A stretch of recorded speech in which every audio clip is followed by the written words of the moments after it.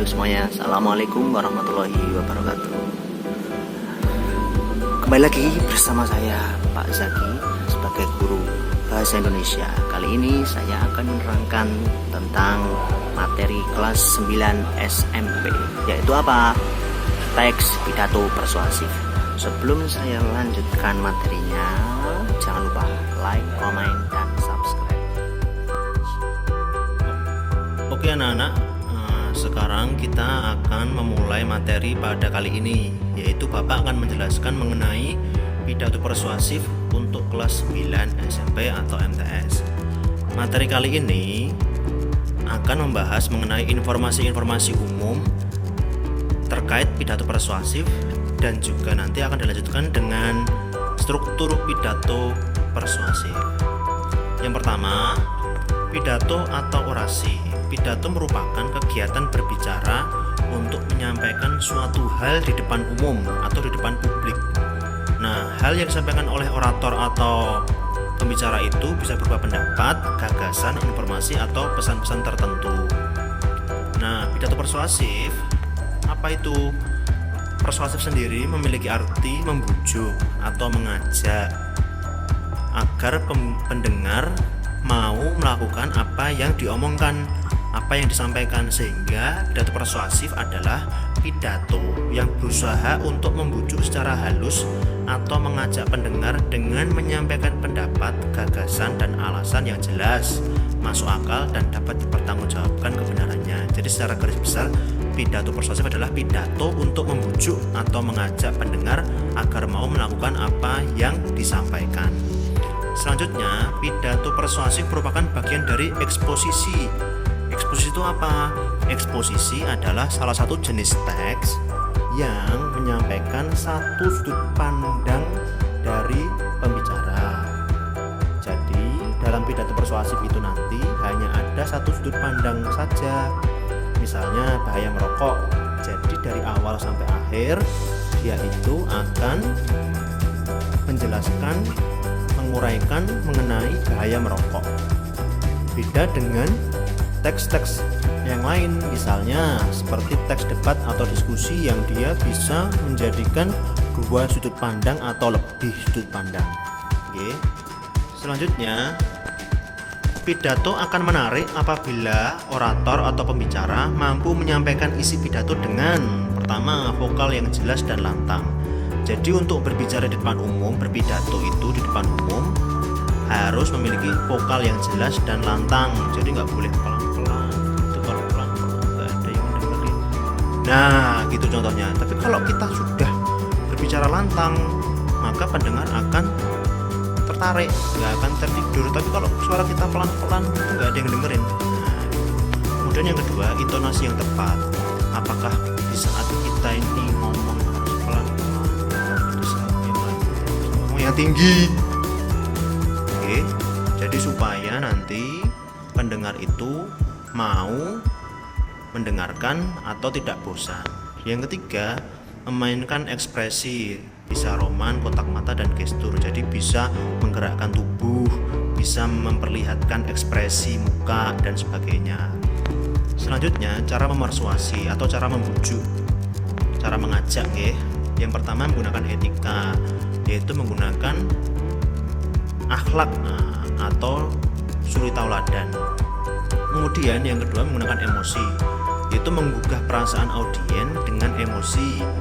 Misalnya dengan nada tinggi, misalnya dengan teriak-teriak, tapi nggak perlu teriak-teriak yang kenceng-kenceng banget, okay? Atau bisa juga dengan kesedihan, gitu. Jadi supaya audien itu merasakan apa yang sedang dibicarakan oleh orator. Kemudian yang ketiga, cara memersuasi menggunakan logika. Jadi dalam berpidato itu kita harus menggunakan logika, yaitu adanya proses sebab akibat karena masuk akal. Oke, misalnya saya berbicara tentang belajar itu bisa membuat pandai, itu masuk akal toh. Berarti ketika saya berbicara tentang itu, orang-orang akan menyetujui karena masuk akal. Tapi kalau saya bilang misalnya belajar membuat kita bodoh, jelas kita akan ditinggal oleh pendengar kita. Selanjutnya, tujuan pidato ada berbagai macam. Saya akan sebutkan satu-satu. Pertama, memberikan informasi kepada pendengar. sebagai sebuah informasi. Yang kedua, bisa membuat pendengar itu yakin dengan apa yang disampaikan oleh orator. Yang ketiga, dapat juga menghibur pendengar. Yang terakhir, dapat menggerakkan pendengar. Nah, ini yang paling penting agar pendengar itu mau melakukan apa yang sedang disampaikan. Selanjutnya, langkah-langkah menemukan informasi dalam pidato persuasif dan menyimpulkan pidato. Cara menemukan informasinya dan menyimpulkan pidatonya. Pertama, membaca atau mendengarkan pidato persuasif dengan seksama, dengan sungguh-sungguh. Kemudian yang kedua, menyiapkan alat tulis. Kalau sekarang bisa berupa HP juga bisa, buku, pulpen dan sebagainya juga bisa. Yang kedua, mencatat. Nah, kita mendengarkan dengan mencatat. Kalau belum terbiasa mendengarkan pidato, kita bisa mencatat. Misalnya saya ini sedang berbicara di depan kalian dengan video yang kalian saksikan, maka kalian bisa melihat dan mendengarkan dan sekaligus mencatat poin-poin pentingnya gitu. Kalau belum terbiasa, nanti kalau sudah kelamaan pasti akan langsung terekam sendiri, akan tercatat sendiri di akal kita. Kemudian setelah mencatat informasi penting, kita simpulkan. Nah, dari informasi-informasi itu kita simpulkan, kemudian ditulislah dalam beberapa kalimat. Nah, ini yang hal penting dalam simpulan. Simpulan harus memuat pokok isi pidato.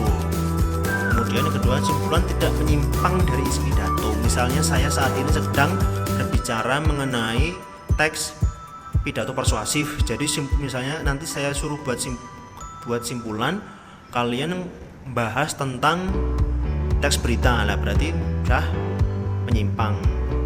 Kemudian simpulan bukanlah komentar, melainkan ringkasan isi pidato. Jadi simpulan itu bukan komentar pendapatmu sendiri, tapi harus berkenaan dengan isi pidato yang disampaikan. Selanjutnya, bab yang kedua atau subbab yang kedua, struktur pidato persuasif. Oke. Struktur pidato persuasif itu ada 3. Gampang toh, struktur itu apa toh? Struktur itu jalan atau rumusan agar teks, agar omongan itu disebut pidato harus ada urutannya. Nah, urutan pidato persuasif ada pembuka, isi, penutup. Kalau struktur itu berarti tidak boleh tidak urut. Nah, berarti harus urut. Berarti pertama itu pembuka, kemudian isi, yang ketiga penutup. Jadi kalau misalnya awalnya isi, kemudian penutup baru pembuka, berarti benar apa salah? Ya salah gitu. Jadi struktur itu harus urut. Nah, pembuka itu apa? Terdiri atas salam pembuka, sapaan, ucapan syukur, ucapan terima kasih, dan kemudian tujuan pidatonya. Kemudian untuk isi pidato berarti poin-poin atau tema-tema yang akan disampaikan dalam pidato itu. Kemudian penutup merupakan bagian akhir dari pidato, yaitu simpulan, ucapan terima kasih, permohonan maaf, salam, dan sebagainya. Itu tadi struktur pidato persuasif. Nah, sekarang ada lagi struktur isi pidato persuasif. Nah, ini beda ya. Tadi ada struktur pidato persuasif, yang kedua ada struktur isinya. Jadi struktur pidato persuasif itu ada pembukaan, isi, penutup. Nah, sekarang ternyata dalam isi itu ada struktur isi pidato persuasif. Apa saja? Nah, struktur isi pidato persuasif yang pertama pernyataan posisi, yang kedua tahap argumen, yang ketiga penguatan pernyataan posisi. Pernyataan posisi adalah ketetapan orator atau pembicara mengenai suatu hal. Ya, jadi posisi orator itu di mana? Di pro atau di kontra. Misalnya mengenai pacaran gitu. Apakah pembicara akan berbicara mengenai kesetujuan pacaran atau tidak setuju tentang pacaran? Jadi harus jelas itu di awal, di isi awal gitu. Misalnya saya bahas tentang tidak setuju dengan pacaran gitu. Itu di pernyataan posisi. Jadi udah jelas pacaran itu dilarang bla bla bla bla. Kemudian masuk yang kedua, tahap argumen. Argumen itu apa? Yaitu pendapat atau gagasan-gagasan, bisa juga fakta yang mendukung pernyataan posisi tadi. Misalnya tadi pernyataan posisinya adalah tidak setuju dengan pacaran, maka di tahap argumen harus menjelaskan mengapa tidak setujunya. Yaitu karena bisa merugikan, karena dilarang agama, karena bisa terjerumus pada perbuatan zina dan sebagainya. Itu di tahapan argumen. Jadi pendapat-pendapat, fakta-fakta yang masuk akal tadi, yang logis, berdasarkan fakta dan mendukung pernyataan posisi. Kemudian yang terakhir adalah penguatan pernyataan posisi. Penguatan pernyataan posisi bisa juga disebut dengan simpulan dari apa yang disampaikan di pernyataan posisi dan tahapan argumen. Oke. Oh, ternyata udah selesai anak-anak. Ingat, ini ada pesan. Struktur teks pidato persuasif dan struktur isi teks pidato itu berbeda, oke? Jadi struktur pidato persuasif dan struktur isi teks pidato persuasif itu beda. Kalau lupa nanti coba diulang lagi di awal, oke? Matur nuwun semuanya. Oke, terima kasih setelah menyaksikan video kali ini. Jangan lupa like, komen, dan subscribe.